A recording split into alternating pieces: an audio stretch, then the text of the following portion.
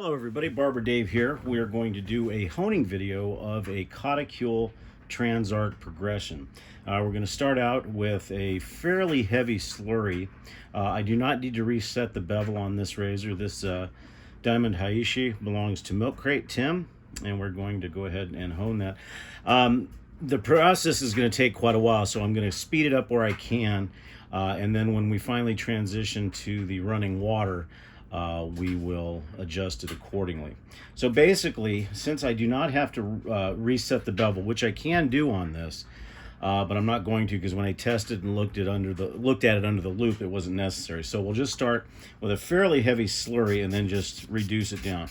So the first thing I do is I wet the Coticule with water, and then I'll take the slurry stone and I will just start creating a slurry. And as I said, this will probably be a little bit of a slicker slurry, but it's just to start refining the edge. Now I'm going to move the arc because we'll use that later with the Smith's honing solution. I'm just going to check the camera to see that it's in the right spot. Good.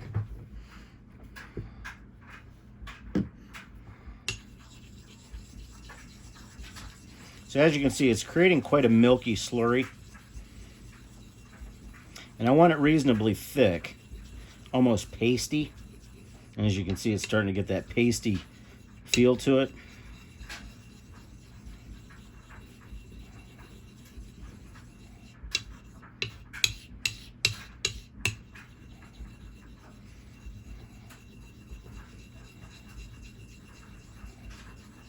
And I'll average about 10 to 12 laps per side.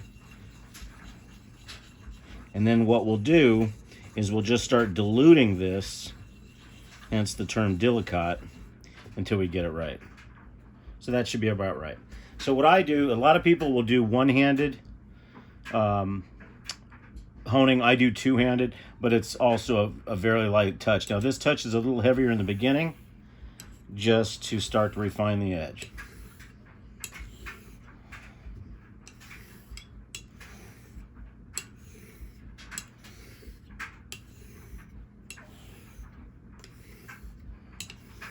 So isn't honing exciting to watch? Now what I'm looking for is I'm looking for that undercut, if you can see that, and I'm looking for the undercut here, and I'm also looking to see how gray the slurry is starting to turn.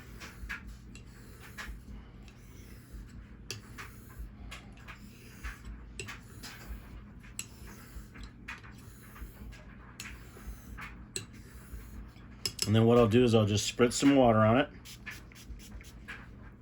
and then start the process again for 10 more laps.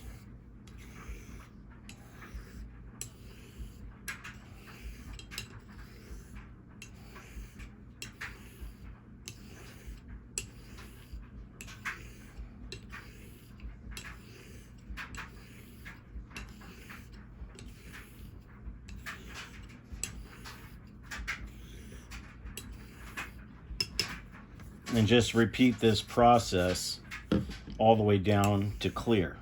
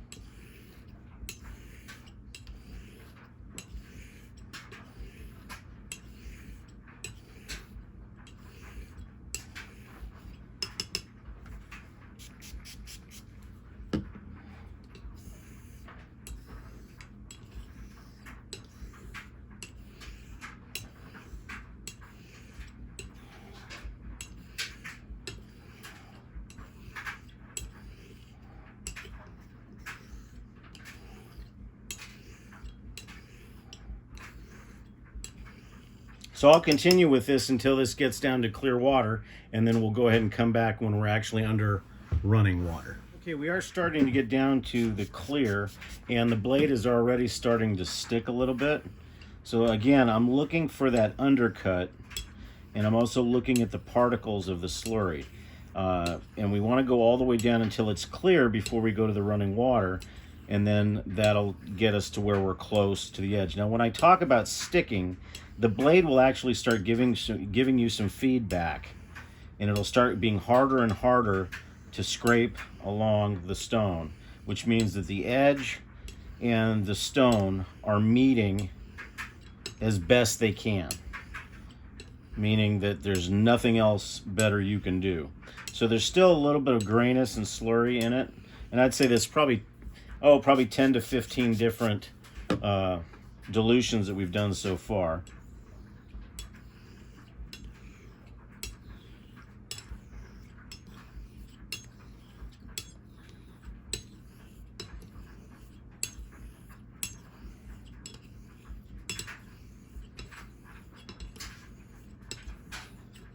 And the good thing about doing it this way, and even one-handed, I'll do it both hands just to keep the blade even.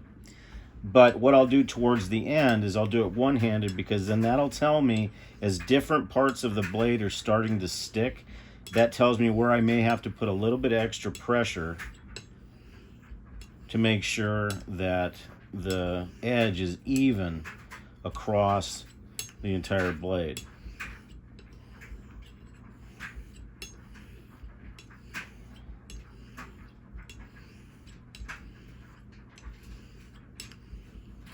So we are almost down to clear water. So I'll do probably 20 laps on a completely clear with one hand. Just very light pressure just to see where the blade is sticking.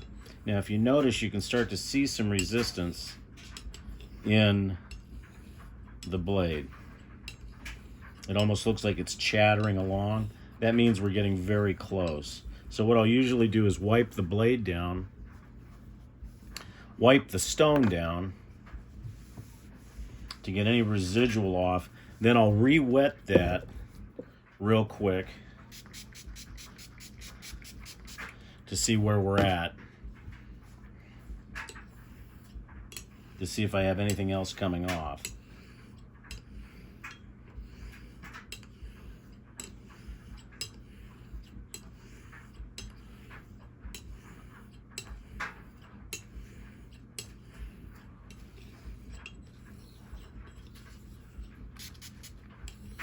And she's already starting to stick.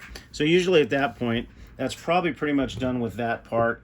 And what I'll do is I'll test the edge to see how it's shaving. And it's shaving pretty good now, but this is just the very beginnings of this. So we'll go ahead and stop for a second and transition over to the running water. Okay, we're at the just water only part of it. So I'll leave that water running and we'll just start going across.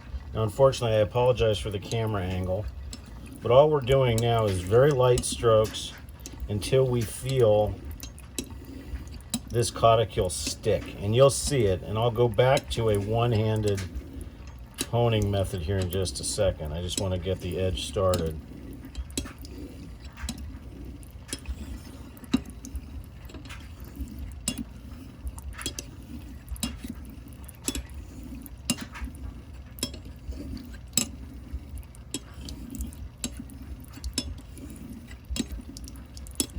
And this can take a little bit of time before it actually starts sticking.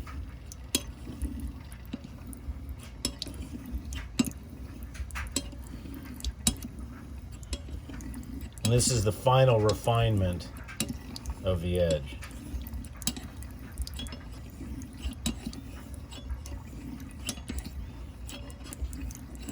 And this is the lightest of touches, just until we feel the thing start to really stick. And you'll feel it.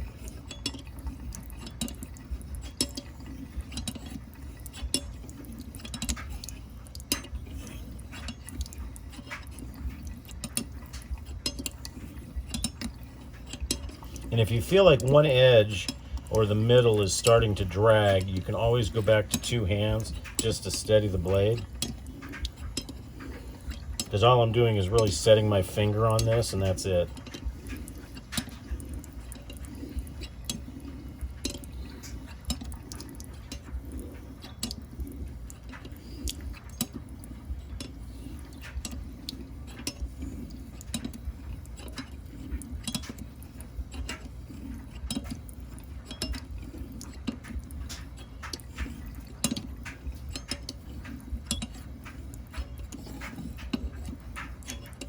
There, it's beginning to stick a little bit.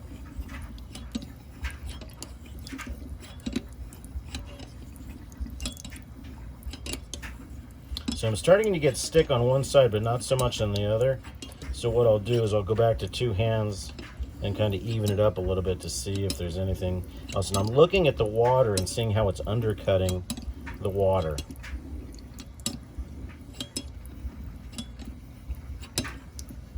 Yeah, there it goes.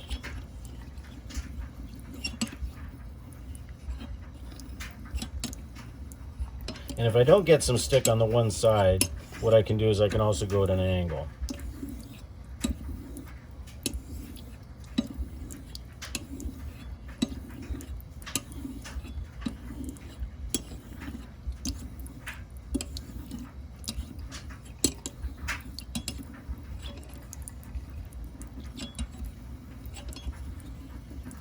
And I don't know if the camera will pick this up, but you can actually hear the squeak a little bit.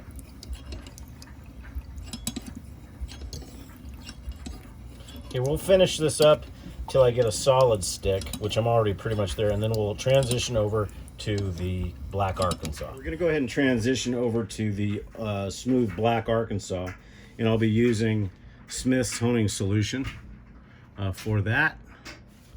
And I just put about 3 or 4 drops on,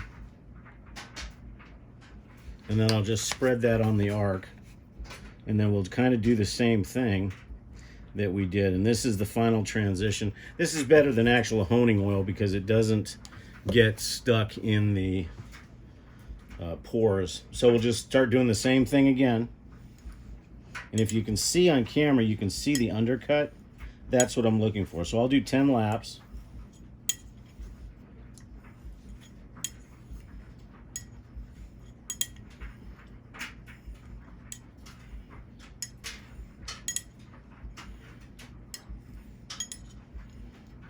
And then I'll just put a little bit of water, and we're just going to dilute that oil a little bit more each time.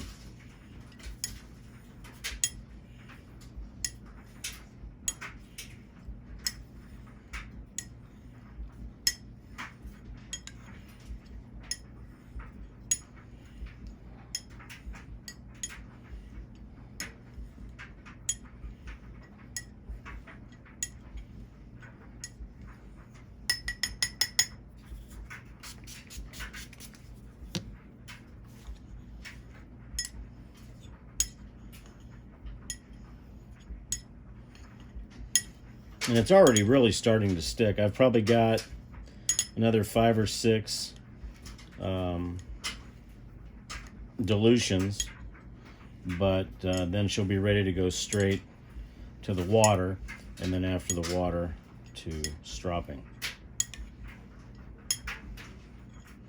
But you can see it's very much undercutting the oil, if you can see that on the camera, which is exactly what we want.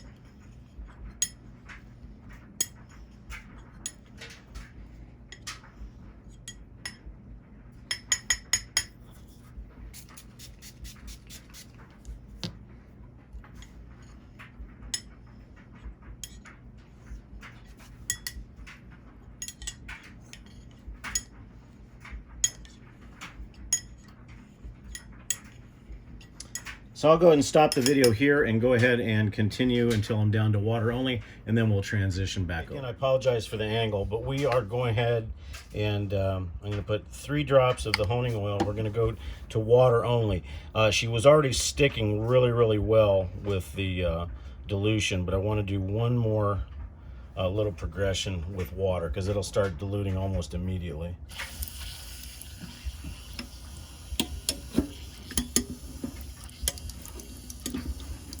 And she's sticking already because she's even starting to push the stone. As you can see, she's already starting to push the stone.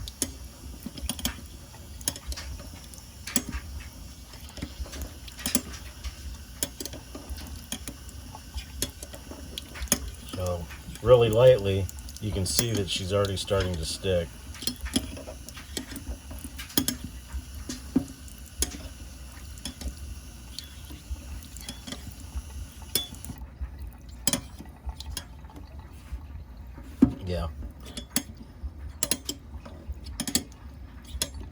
So when you were Tim, when you were asking about the stick, this is what I mean. If you can see what's happening to the stone, it's just pushing. Even when I'm just doing the one-handed, it's already sticking to the stone on water only, which is exactly what you want.